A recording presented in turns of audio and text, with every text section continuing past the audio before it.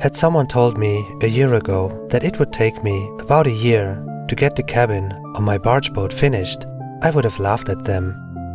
But it turns out that building such a large structure out on the water, particularly when you're mostly on your own and doing these things for the first time, isn't as easy as one might think. This was especially true when we put in the doors and windows on my barge boat. You yourself might never have put in any doors and windows, and chances are you don't know anybody who ever put in doors and windows by themselves. That's because it's freaking difficult. You really need to know what you're doing beforehand. You can't figure out things as you move along because chances are you will cause irrevocable damage to the doors and windows and even to your walls. This is why I was lucky to have people help me who actually have done this before and know what they're doing. But even despite working side by side with them, my own ignorance managed to cause serious trouble and considerable delay. But before we get to that, we first have to finish building the cabin walls.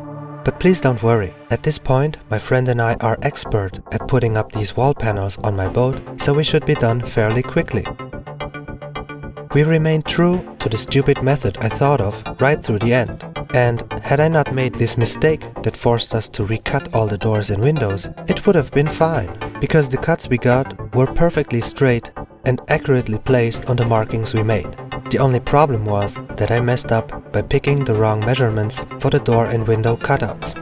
You see, the frame on your wall, where you install doors and windows, should be a bit larger than the actual doors and windows. This extra space is essential for adjusting the frames in all directions and for accommodating ceiling and insulation materials.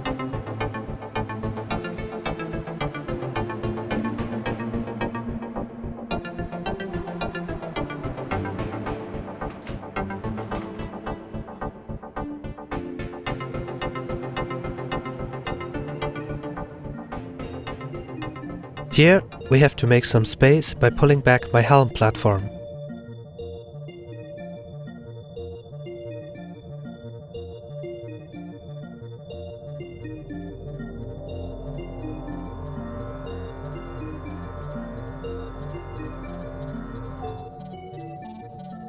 With the walls done, it's time to go pick up the new doors and windows. At this point, we found ourselves anchored back on the lake because our spot at the woods was shut down for good. The doors and windows are set to be delivered to a parking spot roughly half a nautical mile away, making it just a 10-minute trip with the boat.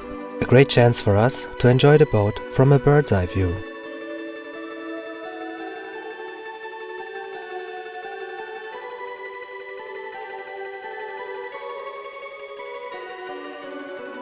As we neared the shore, we made the decision to dock the boat at the spot where the distance to the sidewalk was the shortest.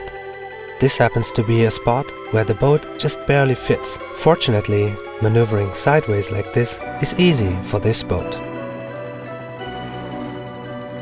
Then came the moment to load the windows, some of them weighing up to 110 kilograms.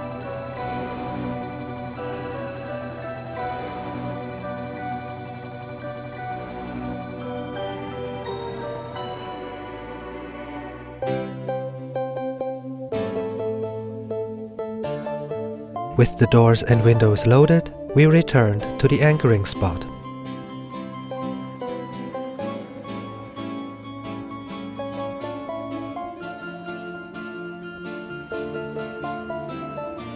After returning to our anchoring spot, it was time to move the boats again. I decided to relocate to a spot with land access, moving my two larger boats in one go to save both time and fuel. And you'd be surprised how easy it is to move the boats in this way, and in case you're wondering, this is 100% legal.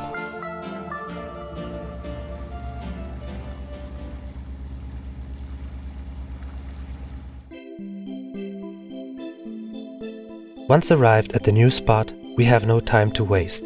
So let's dive right in and start figuring out how to install those doors and windows.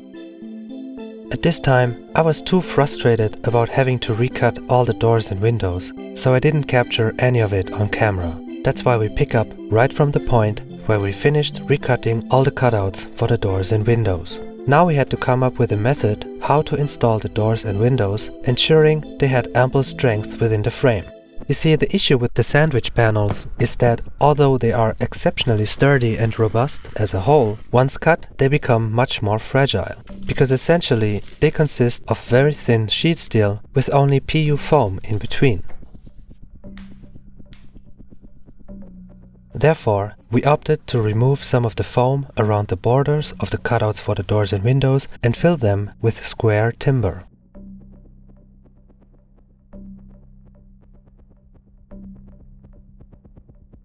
Next, we pre-drill holes and secure the square timber in place using sturdy wood screws.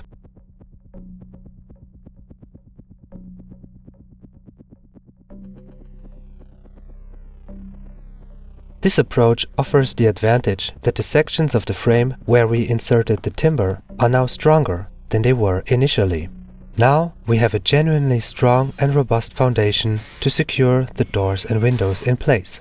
While this method was both tedious and costly, I believe that in the long run this will prove to be a significant advantage of this boat. As soon as the square timbers were put in place, we could install the frames of the doors and windows. Before installing the frame, we could take out either the entire door, a complete window, or just the glass from the window. To remove the glass, we first need to knock out these corner strips that are pressed in and are the only thing holding the glass in place. We use a white wooden chisel to knock them out. Once the glass comes free, we can then remove it, providing access to the empty frame. Before taking out the glass, we have to take note of the different colored wedges on each side of the glass, as each color has a different size. After carefully removing the glass element, we can effortlessly install the super lightweight empty frame of the doors and windows. Once the frame is positioned within the cutout, there should be sufficient space on each side to maneuver the frame in any direction. This allows for aligning the window with other doors and windows and with the greater wall structure itself.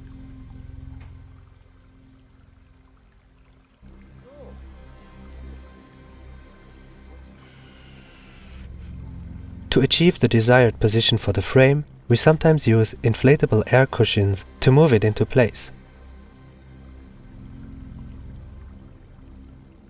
For insulation, we use pre-compressed sealing tape, wrapping it around all the frames of the windows and doors. This tape serves not only to resist water ingress, but also contributes positively to the acoustics.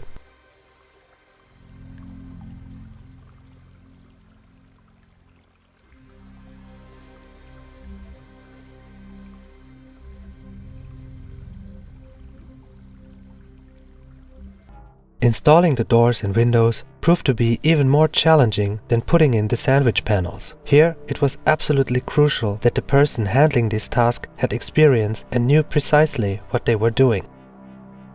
Despite their experience, the unconventional combination of materials, sandwich panels on a steel frame, and PVC doors and windows meant that even these experienced individuals had to experiment and figure out things as they progressed during the build.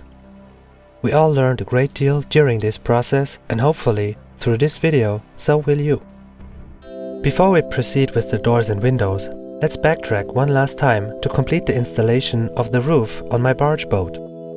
Many people ask me about the roof, asking why I haven't used a certain material or methods for its construction. For example, some people ask why I haven't used the same sandwich panels for the roof as I'm using for the walls.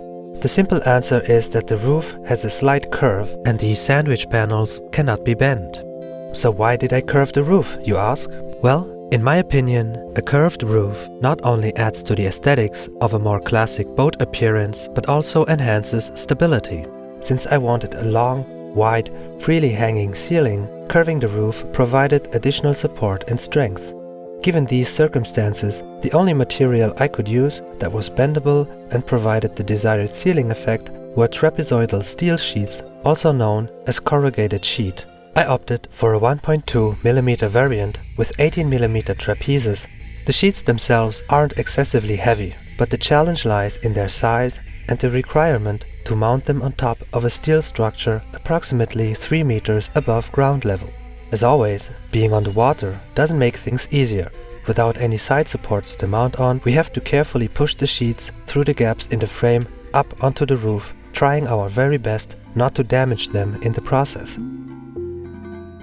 Because despite being made of steel, at this size and thickness, the steel behaves more like aluminum foil than traditional sheet steel. I'm exaggerating, of course, but you get the idea. Once in place, we secure the sheets to the roof frame using self-drilling screws.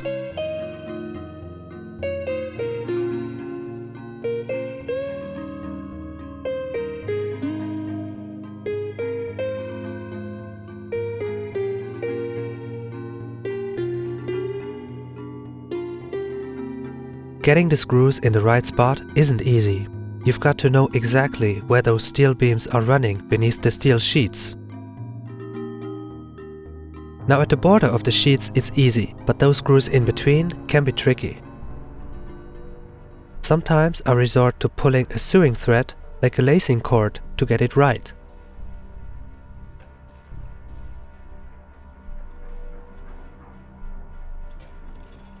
And so, in this way, we managed to align and drill down all the screws perfectly into the frame underneath. And that's how we built the roof on my barge boat. There's one more thing worth mentioning before we get back to the main topic, and that's the buffer material we placed between the frame and the roof sheets. Here, we opted for 5 mm thick mats made of wood fibers. This not only establishes a thermal barrier between the frame and the roof sheets, but also helps to dampen any noise that might arise from the connection of the different building parts. We cut them into small strips, painted them to offer some protection from humidity, and then glued these strips onto the entire upper surface of the frame.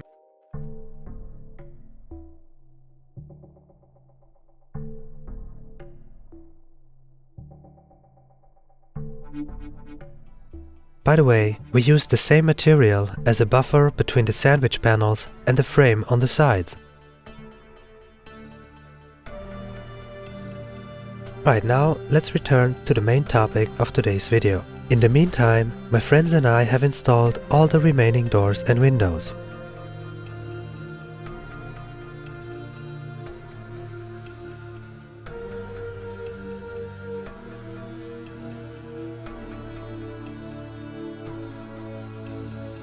At this point, some of the windows still had significant gaps, so we added more of that compression tape.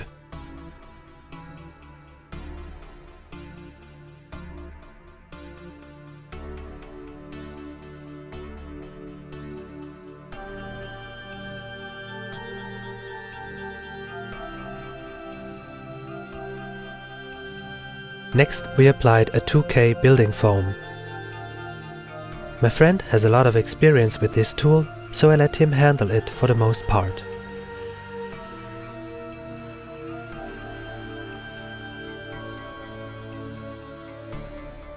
Once the foam is cured, which usually takes about an hour or so, we can trim away the excess with a sharp knife.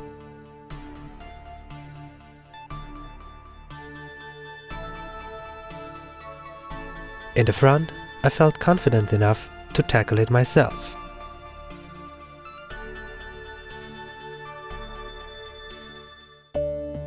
Now let's take a first look. The doors are quite standard, except for the fact that in the front and back they are quite tall. The front ones are wider than the rear ones because in the rear we aim to maximize the living space between the doors. The side doors are a bit lower in height. Of the windows, only 4 can actually open.